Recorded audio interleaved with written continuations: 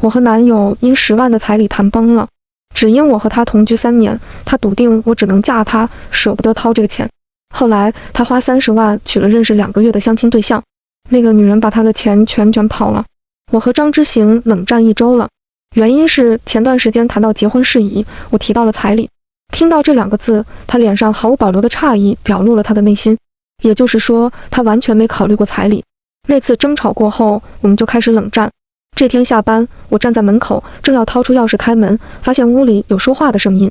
我皱眉，这是我和张之行租的房子，我俩都没有邀请朋友来家里的习惯，是谁在屋里呢？我把耳朵贴上门，努力去听清楚里面的人在说什么。听妈的，别理他，就这么耗着，看看到底是谁着急。我也是这么想的，10万彩礼还都留给他爸妈，他怎么敢开口？不是妈说话难听，他现在值这个价吗？我也跟他说了，现在谁结婚不是把彩礼带回来，他坚决不答应，不答应就拖着，先不结婚。他都25了，这么大年纪，还跟你过了3年，出去再也找不到比你更好的了。你放心，他舍不得离开你的。再过个1、2年，等他27、8了，到时候就是他和他爸妈求着你娶她了。还是我妈聪明。天气炎热，我靠在门框，却浑身发冷。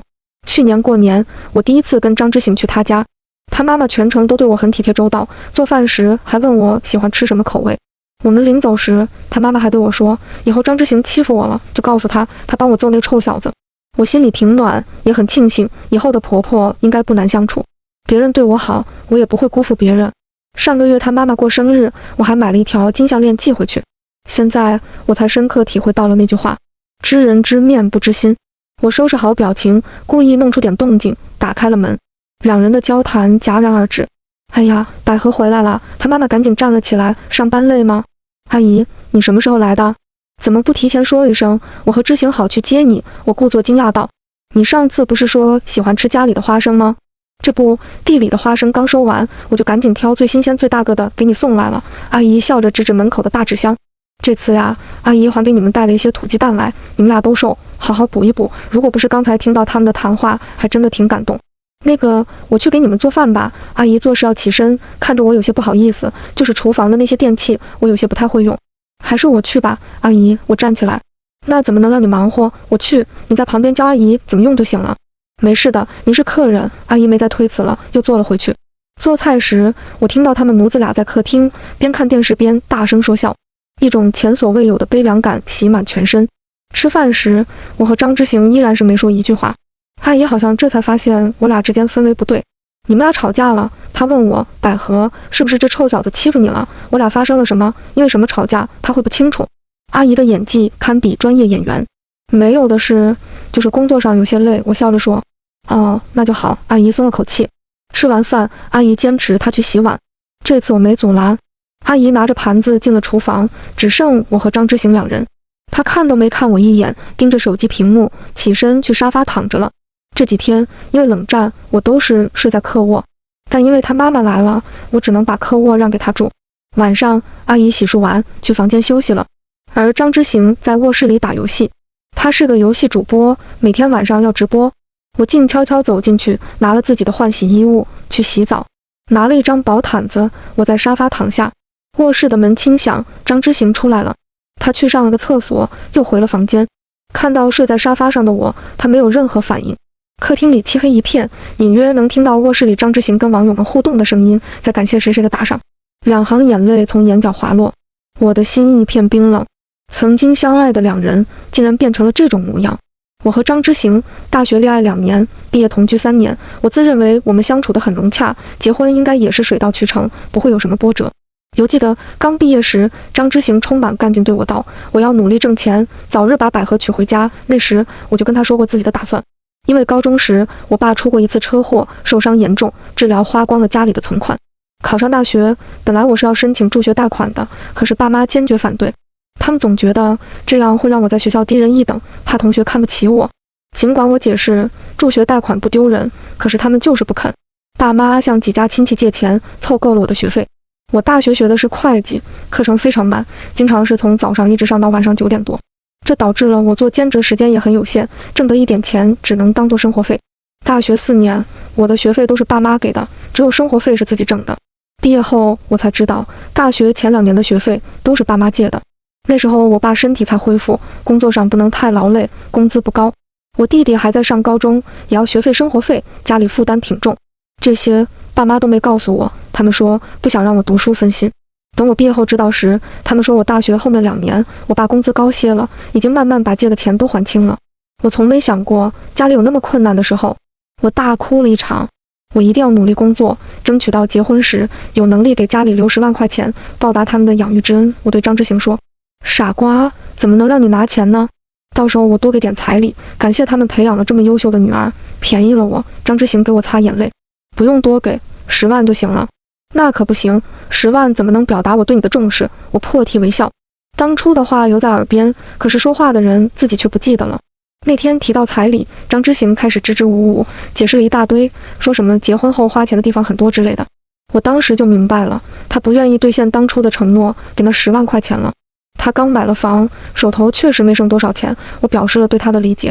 何况最开始我也是打算自己给这个钱的，没想过要彩礼什么的。那时候是他主动说给的，我答应了，主要是觉得让他在我爸妈面前更加分，也让爸妈更放心，认为我找到了好归宿。既然他不愿意给，那就算了，不能强求。我自己的爸妈，我也没想过要别人帮忙养。好吧，那就不要彩礼了。这几年工作，我存了30多万，我拿10万出来给他们。我说，我没想到，即使这样，张之行都不答应。你之前说了，我买房你装修，你给了他们10万，只剩20多万了，这样还够装修吗？他出口就反驳。我被他问住了，一时竟说不出话来。不知道是为他马上就想到装修的反应之快，还是因为从来没想过他连这都不同意。不是明年10月才交房吗？这中间还有1年多时间，我还能再攒一些。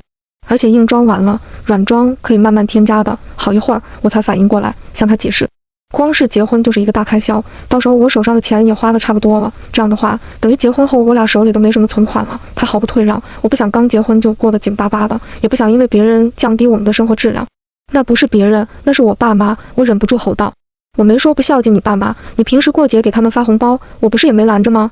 结婚后他们若是有困难，我们也可以补贴他们，经常带礼品去看他们。但是一次性拿10万，我觉得没这个必要。”张之行态度坚持。我算是听明白了，还没结婚，我的钱在他看来已经是家庭共同财产了，怎么用还得经过他的允许。这是我自己挣的钱，我有权决定怎么用。我冷声道。既然这样，那我们没什么好说的。他甩手离去，我们2个就这样开始冷战，1个星期没说话。开门声把我从回忆中拉回。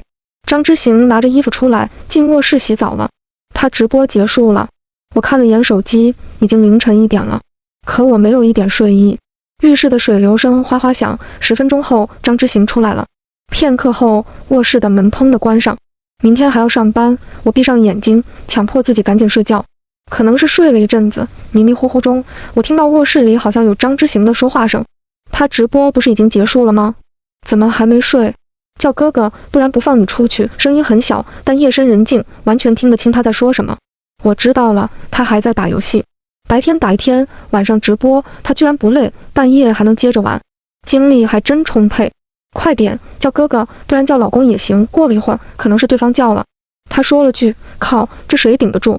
走，哥哥带你去大杀四方。后面他还不时来一句：“这把吃鸡了，你就要叫老公啊！”我从来不知道张之行打游戏时还会撩妹，他习惯单人4排，一个人杀穿全局，就算4排也很少开口说话。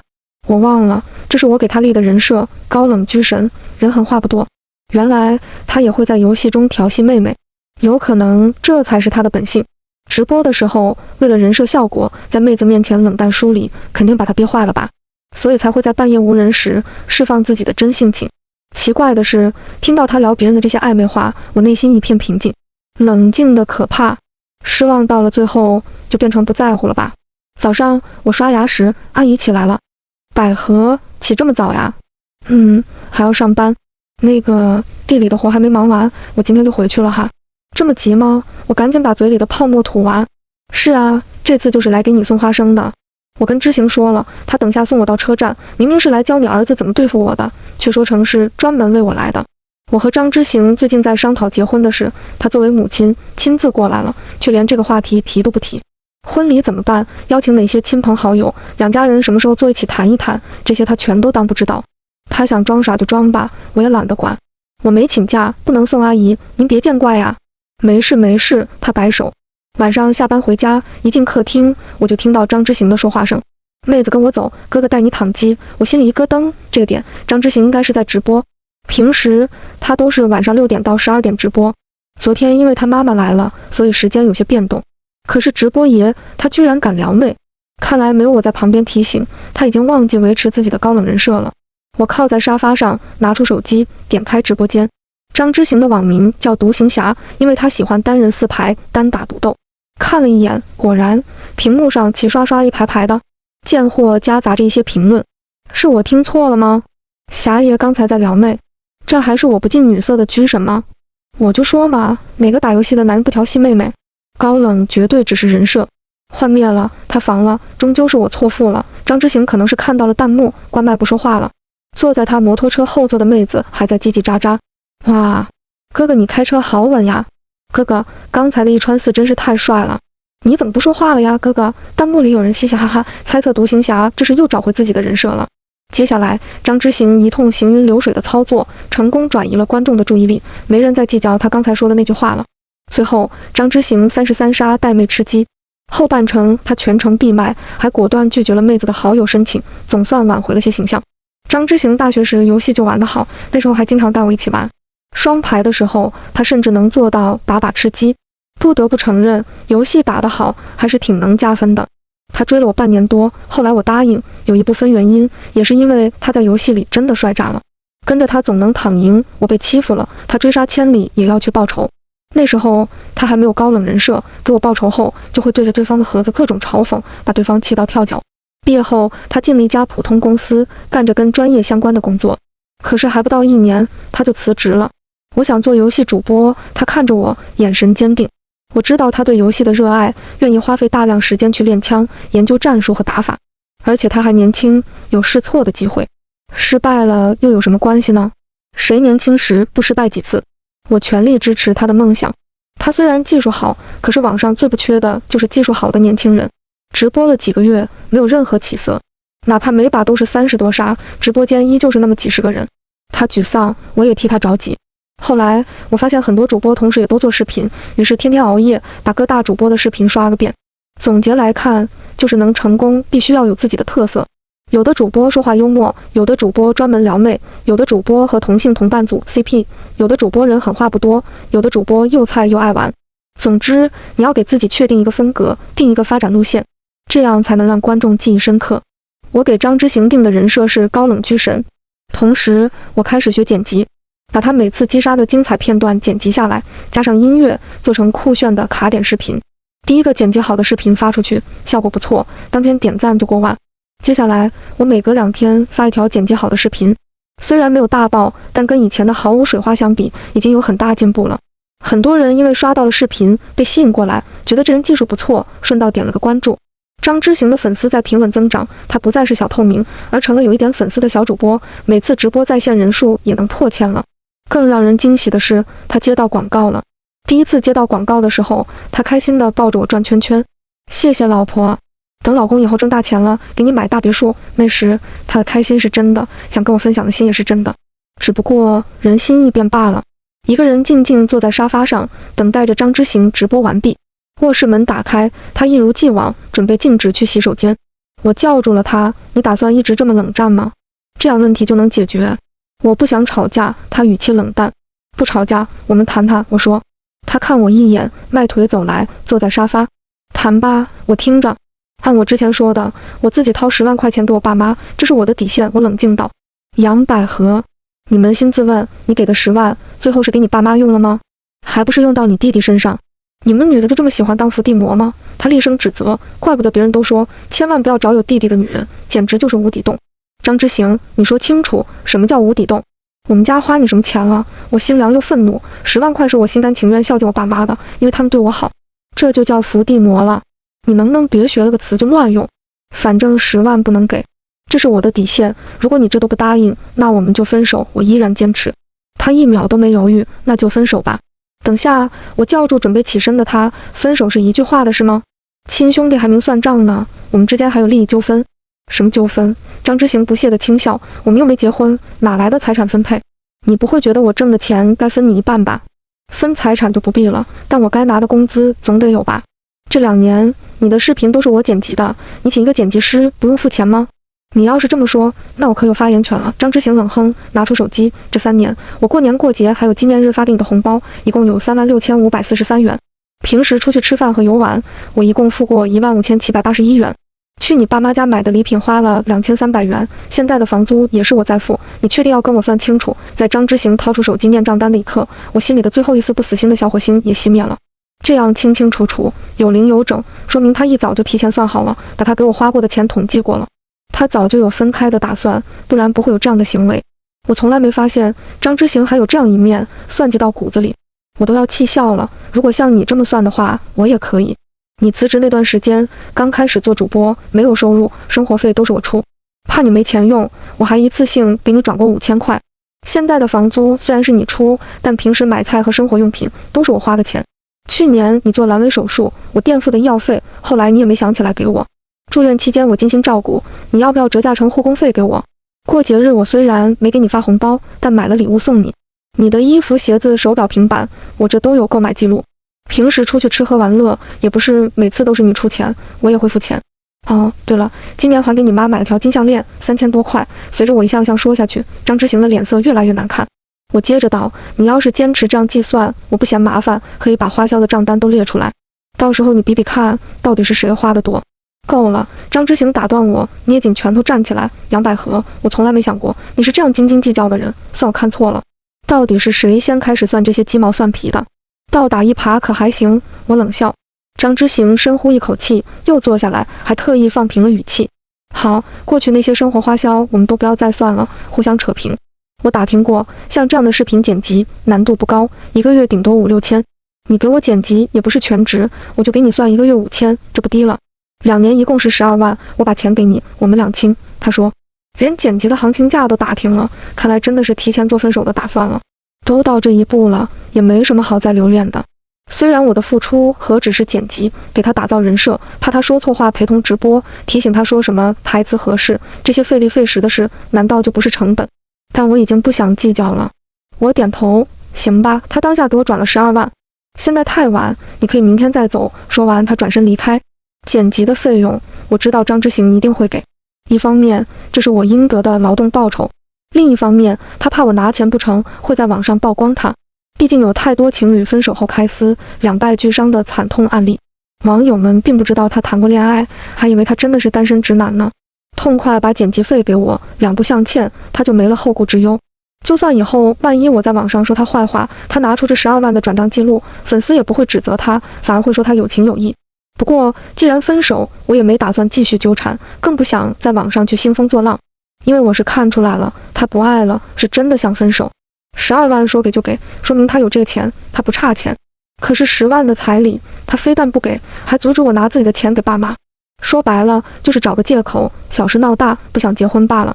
人家都不愿意了，我也不是那种纠缠不休的人。不过他也是小人之心，既然决定分手，以后我也肯定不会在网上说他坏话。要断就断干净，不再往来。他以后红不红，挣不挣钱，已经与我无关。不过我猜测，大概率现在的状态已经是他的顶峰了。以后能维持下去，就算赚到，走下坡路也很正常。不是我自夸，张之行的成功，我自认有很大功劳。他虽然技术好，但实在没什么亮点，嘴皮子也不利索，又不爱分析别人的视频特点，只知道闷头打游戏，完全不懂经营。光是帮他打造人设并维持下去，我就操碎了心。因为他一旦打游戏起来就很专注，就不会管自己在说什么话。有好几次脏话差点脱口而出，都是我及时捂住了他的嘴。除非加入公司，有人专门替他操心经营，否则他的人设很难维持下去。但他已经有了名气，尝到了吃独食的快乐，怎么可能加入公司把利益分给别人？所以我对他的未来不抱什么希望。不过这些都与我无关了，哪怕他以后年入千万，我也不会后悔今天的决定。凌晨1点，我开始打包行李，将近4点才全部都收拾好。靠在沙发眯了一会儿，闹钟就响了。我打电话给领导请了假，又叫了车，准备把行李先搬去大学室友那，然后去找房。车到了楼下，我拎着行李出门。走到门口，张之行在背后叫住了我。杨百合，今天走出了这个家门，就别再想回来了，我不会给你机会的，你可想好了？再见，我头都没回。刚好同事租了房子有间空房，我没花力气找房子，就直接搬同事那了。本以为分手后会消沉一段时间，但我发现自己意外的平静，可能潜意识里我就有了分手的心理准备。结果到来的这一天倒没那么难过了，因为在日复一日的朝夕相处中，我早已察觉到张之行跟以前不一样了。现在想想，张之行是从什么时候开始变的呢？应该是半年前他撞车一位千万级别的大主播，人气开始暴增以后吧。半年前一天晚上，我照例陪着张之行直播，反正他直播也不开摄像头，我在旁边也没关系。他直播分2个阶段，前半段单人4排，后半段匹配队友。我没下班的时候，他就一个人单人4排闭麦操作。等我下班回家了，他开始匹配队友，而我一定会陪同。主要是因为我怕他说错话，忘记自己的高冷人设，得在旁边盯着他。有时候路人跟他搭话，他不知道该不该回答，或者该怎么回答，就用眼神示意我，我就会用手机打字告诉他该怎么做。经常有妹妹崇拜的夸他技术好，我就打字给他看，他就照着念，有手就行，语气又拽又冷。这样对妹子冷酷，在直播间里却很刷粉丝好感，大家纷纷刷弹幕表示支持。我侠爷不愧是钢铁直男，能聊得动他算我服。哼，又想勾搭我家哥哥，小绿茶滚远点。这女的是夹子精吧？那天我刚在张之行旁边坐下，他就结束了单人4排，开始匹配路人。游戏开始后一直没人说话，前3位队友直奔钢枪点，3号队友落地成盒，只剩下1号张之行和2号队友。他2人实力强劲，嘎嘎乱杀，左侧的杀人播报被他俩刷屏了。4号队友应该是个妹子，一开始就放弃跟随，一个人飞到偏僻点打野去了。张之行和2号队友分别杀了7人和8人，把集装箱区域的敌人消灭干净了。2人开车前往下一地点，中途经过4号所在的野区3层楼房，准备去把他也接上。车子刚停在楼下，4号就被打倒了。他开麦了，还真是个妹子。你有病吧？要杀就杀。这时张之行已经到楼下，能听到全部麦里另一个男人的声音。快点，叫老公亲我一口，给我摸一下。那个男人很猥琐，说的话肮脏又下流。张之行顺着楼梯摸上去，进门就是一枪，那个恶心的男人倒下了。可还是晚了一步，4号妹子已经成盒了，没能救到。2号队友可能是觉得对付这个男人一个人就够了，就靠在楼梯口动都没动。好汉饶命，男人一倒就很没骨气的求饶。张之行正准备补枪，我拦住了，我用手机打字提示让他道歉。张之行开麦说了这局的第一句话，道歉。啊？什么？那男人装傻。给他道歉。张之行指着旁边女孩的盒子，对不起，妹子，我说话昏，你别在意。男人张口就来，谢谢你呀。1号陈和的妹子向张之行道谢。不客气，张之行回答。我又打字给张之行，让他发誓。张之行说，发誓以后不再在游戏里欺负女孩子。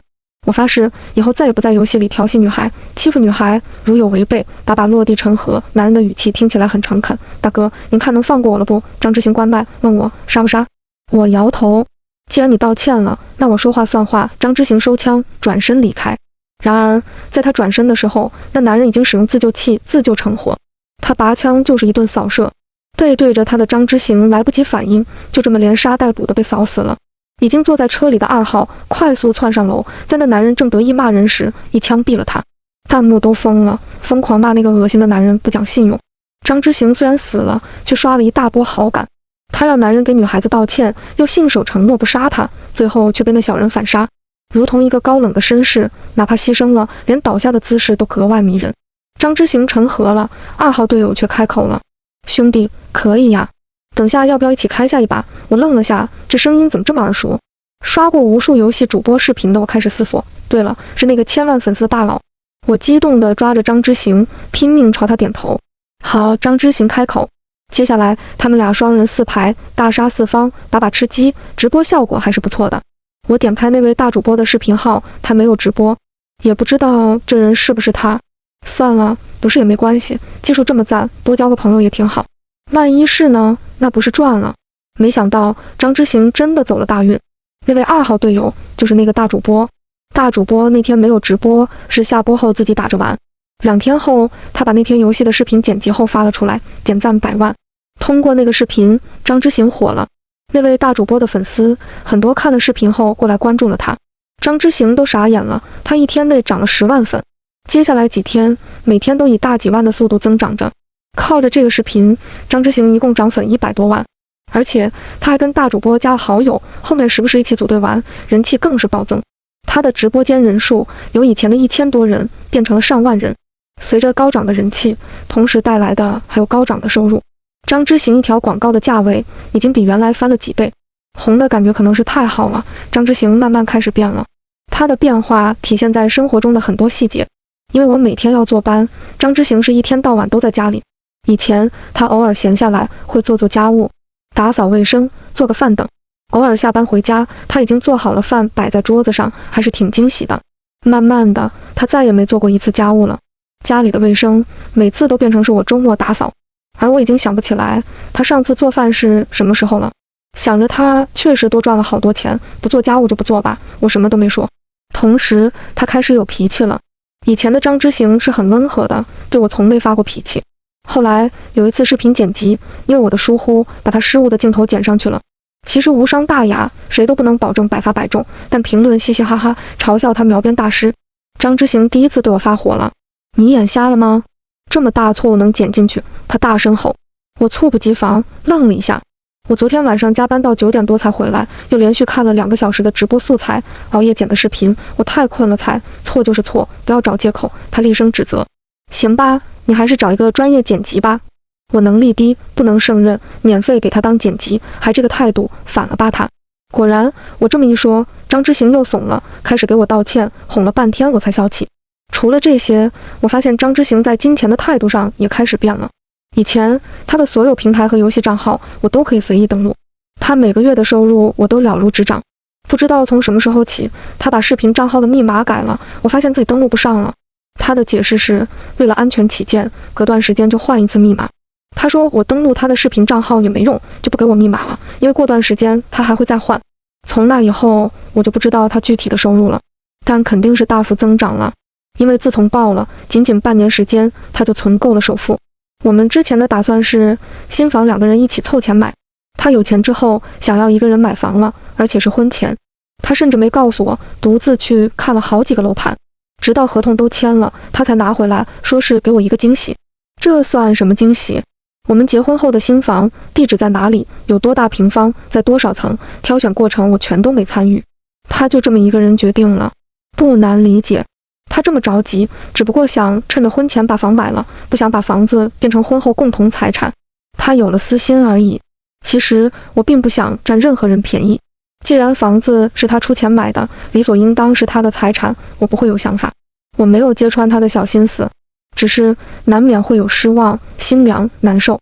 我们在一起5年，从一无所有开始打拼，他却对我有防备心。那么多年的相处，他不相信我的人品。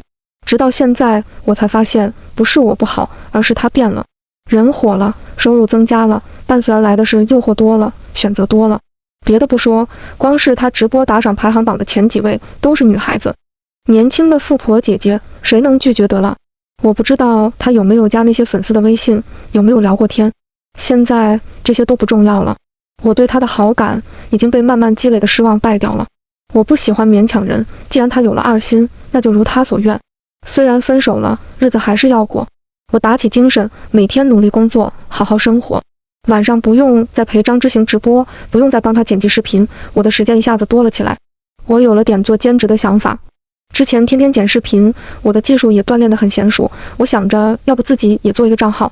说干就干，花了2天时间刷各种视频，我确定了自己的账号类型：电影解说，就是把电影剪辑成几分钟的视频，再写一篇文案，用自己的话把故事讲一遍。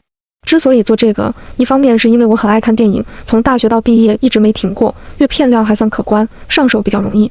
另一方面，我上大学时很喜欢写影片观后感，在某瓣上发表了不少评论，很多网友点赞。只是后来帮张之行做直播，没时间再写了。确定好账号类型，我开始注册完善信息。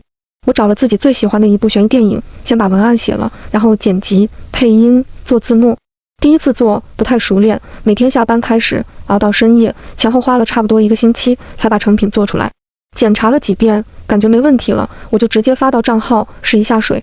没想到的是，效果出奇的好。虽然这部电影有其他账号也做过，但我这篇文案是全新的，从我自己理解的角度写的。很多网友留言说文案写得好，这给了我很大的信心。趁热打铁，我又接着开始下一部电影的剪辑。半年时间，我的账号涨粉将近100万了，陆陆续续有不少广告商找来，我自己挺满意。不论是工作还是兼职，都慢慢走上正轨。空闲下来，我忽然想起来，好像很久没关注张之行的动态了。刚开始分手时，还时不时想起他，心里一阵阵难受。到现在，已经很久不想他了。看来我是真的放下了。晚上闲着无聊，我好奇搜索了他的视频账号，正好他在直播，我点了进去。妹妹，我有15个人头，他只有5个，你是跟我走还是跟他走？刚进直播间，我就被张之行这油腻的腔调给震到。半年没见，他现在已经这样油腔滑调了。接着看了一会儿，他全程都在调戏那个队友妹妹，看来他已经完全忘记了自己的高冷人设，或者是懒得去经营了。没有我在一旁监督，他完全放飞自我。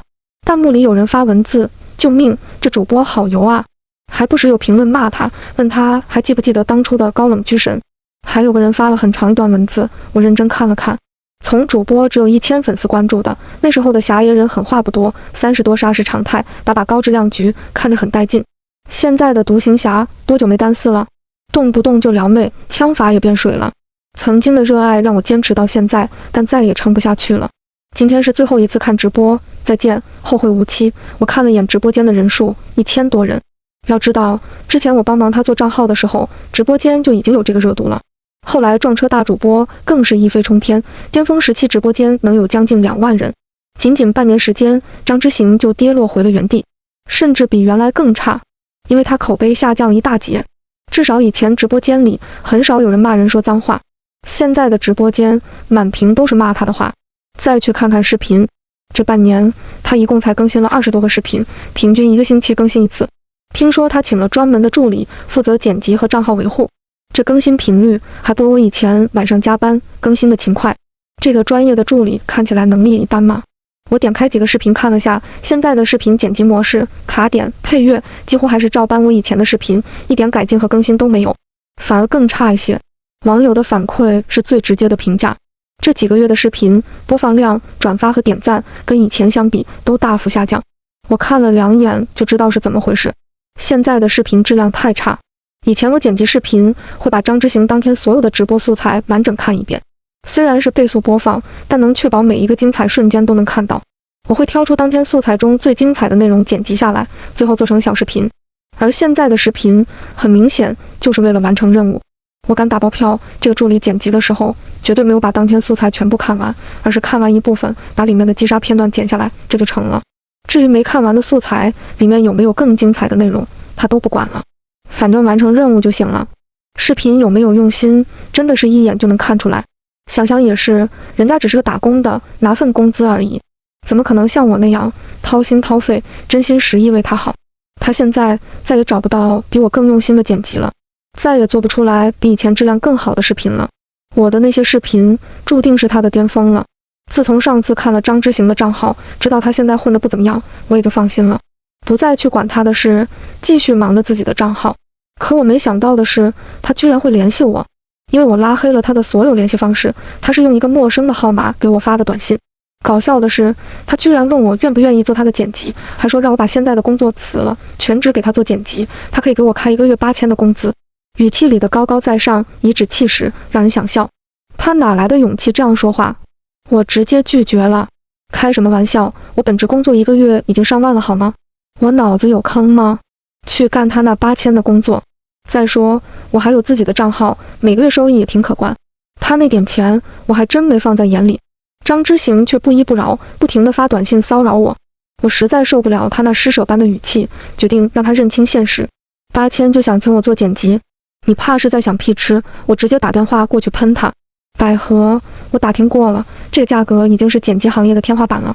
你一天真正干活的时间也就3-4个小时，上哪找这么轻松高薪的工作？做人不能太贪心。我的剪辑花费了大量心思和精力，质量肯定比其他人好，不然你也不会请我去给你工作。看看你现在的那些视频，再比比我以前做的视频，你还看不出差距吗？那边发出嗤笑声，张之行语气很不屑，你不会认为我能火的功劳都在于你吧？百合，你得明白，我能成功是因为我技术好，还因为我有运气，能撞车大主播，实力和运气兼备，这才是我能报的真相。我才离开多久，你现在人气跌成什么样了，心里没点数吗？承认别人优秀就那么难吗？我只能这么说，剪辑随便都能学会，但好枪法不是谁都能练会的。张之行语气狂妄。再说，流量起起伏伏很正常，我现在的热度是短暂下降了，但后面一定有起来的时候。这样吧，我给你一个视频号，你点进去看看，再来跟我说剪辑无用。半个小时后，张之行的电话又打过来了。这个号是你的？我听姐说旁白是你的声音，怎么可能？这才多长时间，你就能把一个视频号做起来，还能有这么多粉丝？剪辑、文案、配音全都是我一个人，你也是做视频的，可以从我的粉丝量和广告量估算一下我的收入。现在还觉得我是你请得起的吗？对面沉默良久，然后挂了电话。我知道他伤到自尊了，他还是不愿承认他的成功我确实有功劳。再后来，忽然有一天，我打开视频账号，看到首页有新的话题，独行侠塌房。点进去看了一下，原来有好几个小姐姐联合爆料，说他睡粉骗粉丝钱。有个小姐姐说她是粉丝榜的第2名，曾经试着约独行侠见面，没想到对方直接答应了。她挺惊喜，独行侠本人还挺帅，比她想象中更好看，她一下子就喜欢了。所以第一天见面，独行侠就去开房，他没有反对。后来两人在一起住了一段时间，他给独行侠送了很多贵重礼物，有手表、手机、机车等。独行侠全部收下，但从没给他送过礼物。他以为同居了，两人就是恋爱关系了。后来却发现，独行侠还背着他跟别的女粉丝见面开房，两人吵了一架。独行侠话里话外都是嫌他丑，嫌他年纪大。他失望地离开了，心里气不过，就把这件事在网上曝光了。没想到的是，接连有人跟着他一起爆料。原来独行侠睡粉已经不是1次2次了。爆料帖里那些聊天记录、语音、视频、照片等，都是实实在在的证据，无可辩驳。本就人气下跌的张之行，这下直接口碑崩盘了。张之行垂死挣扎，没想到他居然牵扯到我。他发表了一篇声泪俱下的小作文，声称那些女生都是污蔑，是他的竞争对手耍的手段，目的就是整垮他。在小作文的最后，他还艾特了我的那个电影解说号，声称这才是我从大学一直交往的女朋友，请停止一切诽谤和重伤。随后他给我发信息：百合，我打听了，你现在还单身，我知道你还放不下我，以前是我错了，我们重新开始吧。我给他回复：垃圾。网友们还真是没什么立场，看到他的小作文，居然有不少人相信。很大原因在于他点明了自己有女朋友，而我的视频号口碑极好，他的声誉有所恢复，而我成功被恶心到了。花了1晚上时间，我也写了一篇小作文，把我们从恋爱到分手的过程讲得清清楚楚。网友们恍然大悟，好家伙，都分手那么久了，还敢来碰瓷，多厚的脸皮呀！原来独行侠以前的视频都是小姐姐剪的，怪不得那么好看。小姐姐自己挣钱给父母，他有什么资格反对？红了就想分手，渣男！我的这篇声明直接把张之行锤死了。后面只要他发出来的游戏视频，评论里全是铺天盖地的骂声。只要他一开直播，弹幕都是满屏整齐划一的，从未见过如此厚颜无耻之人。走到这一步，这个账号算是废了。张之行把账号里所有视频全部删干净，再也没有直播过了。他这个人暂时在网络里销声匿迹了。后面有几次张之行还想复出，但每次有点苗头就被骂得缩了回去。看来直播这碗饭他再也端不起来了，以后只能老老实实找个班上了。很久没有了张之行的消息，1年多后，听曾经的大学室友说他结婚了，结婚对象是相亲来的，女方是一个小诊所的护士，长相可人，比他小6岁。第一次见面，张之行就对对方的外貌满意。相亲只2个月，两人一共见了6次面，就决定结婚了。对方开口要30万彩礼，张之行犹豫了一段时间，后来还是答应了。很快，两人领证，举办了婚礼。我大学室友知道我和张之行的所有过往，也为我愤愤不平过。后来听说张之行的凄惨遭遇，特意打听了经过，跑过来讲给我听。张之行结婚不到半年，他老婆怀孕了，哭着闹着要把家里的存款都放在他手里，说是这样有安全感。张之行快30了，确实想要个孩子，他妈也急着要孙子。虽然舍不得，他还是妥协了，把家里的存折、银行卡什么的都交给了老婆。不到1个月，他老婆就不见了，再也找不到了。他跑去老婆的娘家，他父母也不知道他的去向。后来张之行报警了，警察最后查到他老婆去了广东，那边的警方也联系上人了，但人家说了，只是和老公吵架，出去散心，不想回家，人又没失踪，只能算是家庭矛盾，警察也不好管。再后来，他老婆终于回来了，不过身上的钱1分不剩，孩子也没了。张之行没忍住冲动，把他老婆打了一顿，对方报警了，他被拘留了一段时间。出来后，两人就离婚了。这场婚姻不到1年，却把张之行彻底变成了穷光蛋。听了张之行的遭遇，我一阵唏嘘，不由得想到了当初的那10万彩礼。我们相恋2年，同居3年，他舍不得给10万，对于相亲2个月认识的对象，却愿意给30万的彩礼，整天算计，最终也被别人算计。不知道他现在有没有后悔？反正我是不后悔的。同时，我很庆幸当初果断跟他分手了。我再一次坚定了好好挣钱的决心，因为任何时候都不要把希望寄托在别人身上，只有自己才是最可靠的。经济独立了，自己就能当自己的底气和靠山，